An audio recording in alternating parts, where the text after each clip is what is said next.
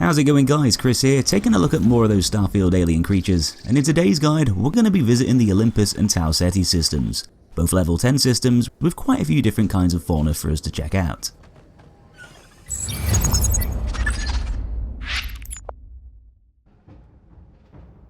So the first star system we're going to be paying a visit to is Olympus, a level 10 system containing 6 planets and 7 moons, though only one of said planets actually sustains life, with that being Nesoi, home to 8 different fauna types spread out over several different planetary biomes.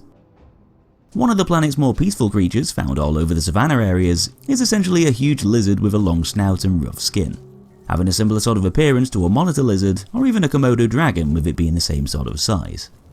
These are the herding Gekon grazers, and despite looking like a creature that could give you a nasty bite, these guys don't really want any trouble, plodding around the grasslands, munching away in the dense foliage that surrounds the nearby area. They can be found in small groups, and they're generally pretty dozy looking things that move around quite slowly, though just because they're calm in nature doesn't mean they won't all come chasing you down if you start to attack them, suddenly becoming much more lively if you deal any damage. Not always a great idea considering how many of them are usually around, and with them also able to deal laceration damage with those sharp teeth and powerful tail.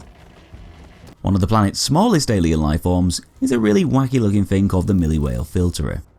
These guys are around about the size of a dog, but look like a colourful oblong shaped rock, with a spiky tail and 10 stubby little legs, sort of like a weird mutated mashup between a tortoise and a whale. These creatures can be found all over the planet in many of its different biomes, having slightly different colours and patterns on its skin depending on where they happen to be living. Millie Whale Filterers are completely harmless, running away if threatened, only really having very small amounts of health, with no ways to attack or fight back. They also seem to be attracted to some of the planet's sentient microbial colonies, with small pools containing alien bacteria, which they might possibly use as a food source, despite those pools being harmful to humans. Anyway, let's take a look at one of Nesoi's more ferocious aliens, with that being the hunting triantler. Now these beasts are definitely unique, not only having several bony deer-like horns protruding from their faces, but also having eyes housed into them too, at least what definitely looks like eyes anyway.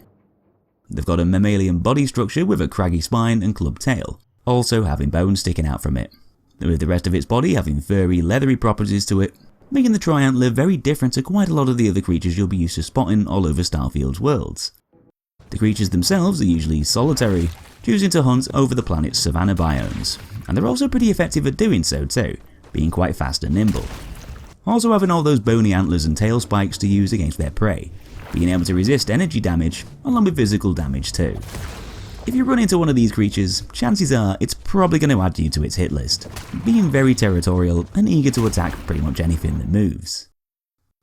But moving away from the savanna over to one of the planet's microbial filled oceans, you'll be able to spot the silhouettes of large fish on your scanner, gracefully swimming around along the coastline. The flocking saturnine grazer is a fairly big creature that typically won't harm you unless you deal damage to it, though even if you do, most of them will choose to swim away instead, rather than trying to take you on in a fight. Unlike a lot of other Starfield's water-based aliens, these things do look more similar to the normal sort of fish you'd used to be seeing, having large fins and tails, albeit a bit more exaggerated and Pokemon looking. They've also got a round bulbous head full of strange orange growths and coral reef style plant organs growing out from them too, so I guess you still can't exactly say these things look normal looking.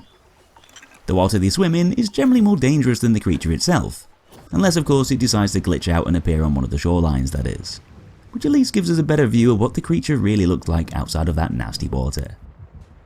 Getting back onto the land now with our next creature, where you'll have to travel over to one of the planet's deciduous forests in order to track them down, which shouldn't be too hard with these guys being scattered around pretty much everywhere in fairly large herds.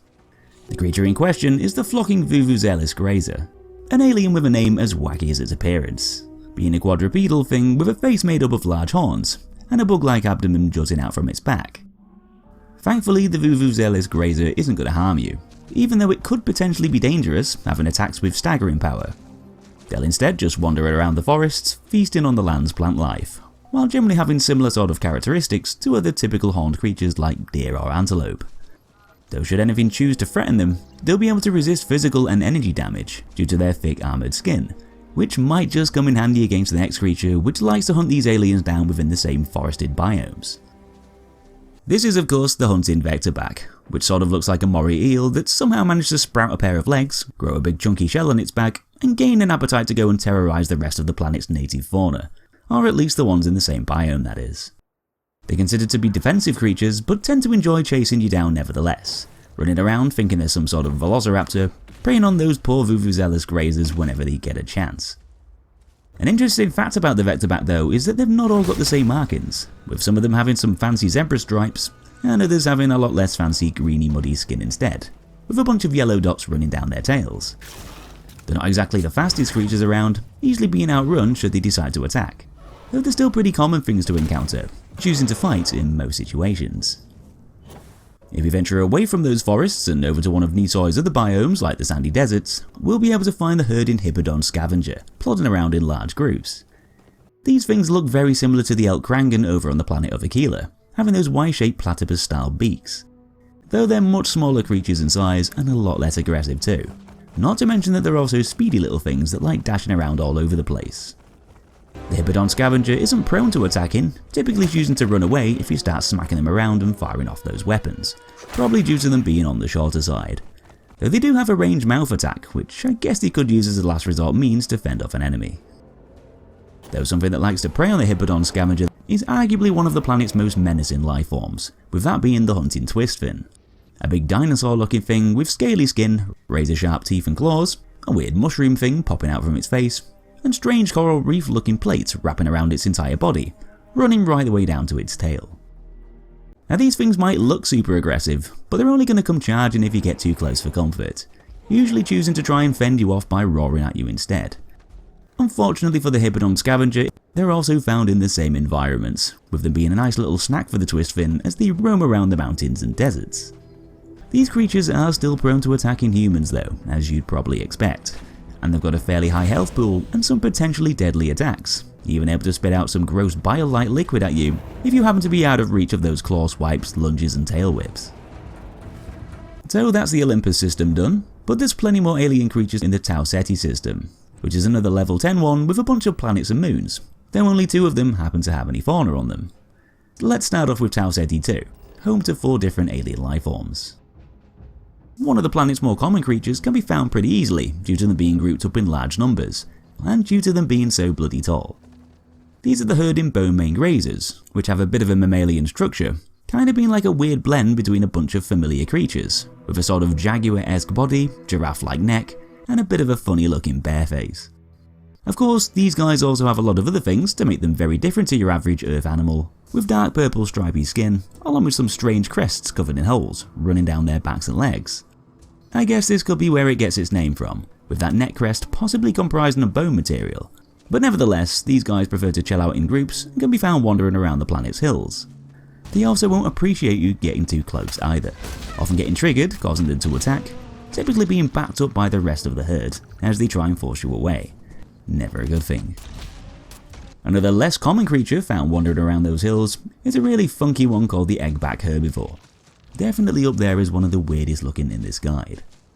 Now these things have loads of arms and legs to scamper around on, a body covered in yellow spots, probably what gives the creature the name eggback, and a face that sort of resembles a camel spider, if a camel spider had a big bald head covered in horns and eyes that was. In comparison to humans, they're actually fairly big creatures, which probably could be capable of defending themselves if they weren't so bloody timid, with the eggback dashing off to safety whenever anyone tries to start a fight with it. They usually like to keep themselves to themselves, and they're one of the planet's less populated fauna types that can be a little bit trickier to track down. But still, from a design perspective, they're definitely one of its most interesting looking. Though going from one of the planet's shyest creatures to one of its most aggressive, with it also being home to the ferocious predator, the hunting Ankylosaurus, which sounds just about as dinosaur as it looks. These are essentially big lizards with a pretty menacing appearance, taking a lot of inspiration from the same Ankylosaurus creatures that existed back about 65 million years ago, which is essentially the dinosaur equivalent to a tank. These Starfield creatures aren't all that much different, packed full of tough armor, thick skin, and a powerful tail, capable of smashing their victims with tremendous force. Though being an alien from a distant planet, it's obviously going to have a few big differences, with this guy having loads of eyes, a uniquely shaped head, and a gob full of gnarly looking teeth. The hunting Ankylosaurus is about as dangerous as it looks, not only charging at you and other fauna to inflict melee strikes, but also able to spit out projectiles over distance too. They're usually solitary creatures, but can be known to team up together to help bring down a target. And they're generally best avoided, almost guaranteed to attack you on sight. The last creature on this planet might be a little bit harder to spot without your scanner, due to it blending in so well with its environment. The Ceti II Filterer has some of the best camouflage in the game, basically being a hermit crab-like alien with a rocky shell on its back, which, when stood still, can be easily mistaken for part of the scenery. Similar variants of these creatures can be found in other parts of the galaxy, like on Montara Luna, and they're generally peaceful things that are just out there trying their best to survive, pretending to be one of the planet's many rocks scattered around on the floor, and doing a pretty decent job at it too. So the last place we're going to visit in this star system, and the last one in the guide, is the moon of Tau Ceti VIII-B, which orbits Tau Ceti VIII. And this one's got quite a few different aliens to take a look at, having another 7 fauna types in total. So one of the moon's most unique creatures is the mayfly filterer, something that might look a little bit like a starship from a distance, but it's actually a large insect type alien with lots of wings, having the ability to glide around gracefully through the air. You can find these things all over the place in pretty much all of the moon's biomes, with them taking on slightly different appearances and colours depending on which biome they happen to be living in, typically having camouflage to best suit their environments, which might come in handy for when they decide to rest on the floor or perch on a high up ledge. Mayfly filterers have a tendency to gather around in large groups, and they're generally pretty chill creatures with no intent to harm anything, essentially being big floaty bugs with loads of spines and antennas sticking out from their backs and tails. Also surprisingly curious things that sometimes like to glide over to check you out. Another alien that can be found in the mountainous regions and around the moon's savanna areas is a creature that sort of looks like a bull kitted out with a load of armor plating. This is the flocking tri-horned grazer, which undoubtedly gets its name from those triple horns jutting out from its head. Also usually being found gathered around together, for better protection against possible threats. They're not particularly aggressive things, and would much rather try and ward you off by screaming at you instead of attacking. Though like most creatures with a defensive temperament, you can expect the gang to come charging your way if you get too close, which isn't really a big surprise, especially with a lot of these groups having young tri-horns around that the bigger ones will most likely want to guard. If we touch down in one of the forested areas of the moon, this climate allows for a whole bunch of other creatures to thrive here, with one of those being the herding cage-brain herbivore. Cage-brains can be found in other parts of the galaxy, and with these variants living in the dense tropical and deciduous forests, they've adapted to that environment with green skin to try and blend in and look like one of the many trees and plants in the local area. As the name suggests, they've also got their brains and organs out on show, bouncing around in organic nest-like structures, and they've generally got a much more sinister appearance than their temperament might suggest, having loads of sharp teeth, horns and a club-like tail, giving them more than enough ways to defend themselves, but often preferring to run away from combat instead, not really being up to cause any trouble. With that said, our next creature certainly is up for causing some trouble, practically being a living nightmare for the cage-brains and other life forms that happen to be trying to survive in the forested biomes. The hunting cricket is a highly aggressive bug-type alien that preys on pretty much everything around. They might look pretty similar to the more placid grazing and cipher creatures found over on the planet of Aquila, but these aliens are a hell of a lot bigger and meaner, being able to tower over humans and lash out with some pretty devastating claw strikes and lunges. They're fearless predators that not only have lots of health and powerful attacks, but also the ability to heal themselves quickly, making a simple walk through the forest a lot more dangerous, especially with hunting crickets being so common too, blending in really well with their surroundings. Not a good thing for you. So it wouldn't be a fauna guide without bumping into one of those flat-rounded beetles, would it? Which seem to inhabit a lot of the planets found around in Starfield's vast galaxy. One of their variants can be found here, in the form of the beetle filterer, able to be found in the mountainous regions and across the savanna areas. Beetle filterers are unsurprisingly peaceful creatures that aren't going to do anything out of the ordinary, other than scurry around, trying their best to stay out of any danger.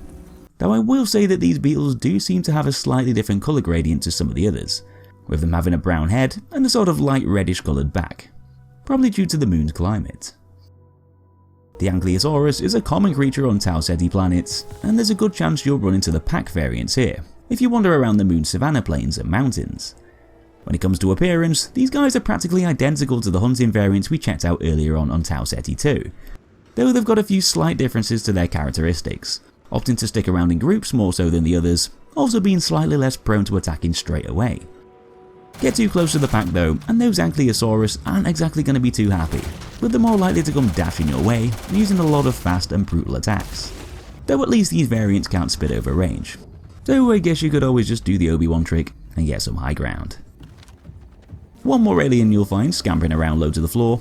The trilobite is another fairly common creature you might run into, or step on, as you explore some of Starfield's planets. This moon is host to the filter variant, which generally looks and acts in a very similar way to the others, being a horseshoe crab type thing with a thick shell, lots of legs, dancing antennas, and a bit of a weird looking nose. They don't do a bad job at blending in with their environments, like the ones we can see here, being a greenish colour matching up with the forest floor. But that's about as far as it goes for these trilobites, being harmless things, just trying their best not to become another alien's dinner. So guys, do remember to hit that like button on your way out if you enjoyed the guide, I hope you did. Make sure to subscribe if you want to see more Starfield creatures, along with other similar guides running over enemy types and bosses in some of the latest games. And let me know which Starfield creature designs you thought was the coolest in the comments below. Thanks for watching, and I'll be seeing you in that next one.